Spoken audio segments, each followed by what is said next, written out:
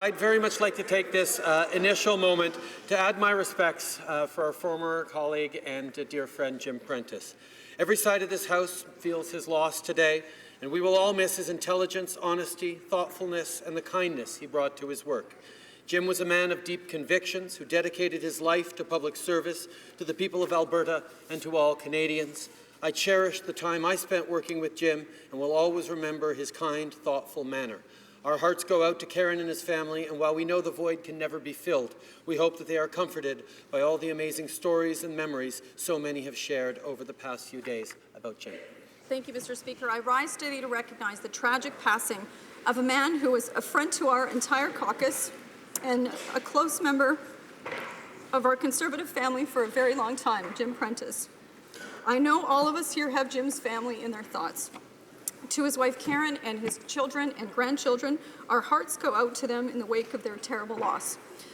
Jim served his constituents in Calgary Centre North for over 6 years with devotion.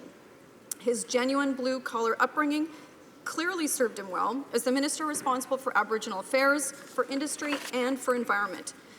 He was a true gentleman politician, kind, and possessing a love of public policy and public service.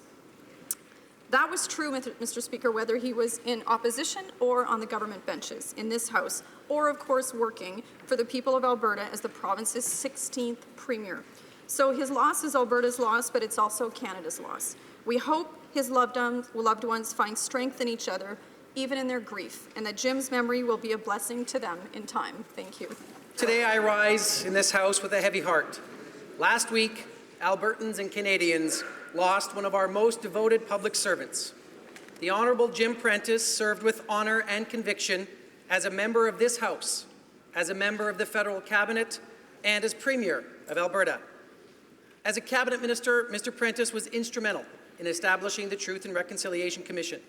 As an MP, he showed great courage and compassion by standing as a supporter of marriage equality when it was not easy to do so. Il a appris le français et il obligeait également que son personnel de colline parle le français. As Premier, he was a tireless advocate for the environment and the economy. On behalf of my Alberta caucus colleagues and of all the caucus colleagues from coast to coast to coast, we send our thoughts and prayers to Jim's devoted wife, Karen, and their family. Thank you for sharing your husband, father, and grandfather with us. Jim will be sorely missed. Mr. Speaker, it is with heavy heart that I stand in this chamber today to express on behalf of all New Democrats our deep sorrow after learning of the tragic loss of our former colleague and friend, Jim Prentice. Jim was an exemplary member of Parliament. He was thorough and highly competent in his preparation, measured and articulate in debate, and his true strength was working with all members of this House. I had the opportunity to experience firsthand his professionalism.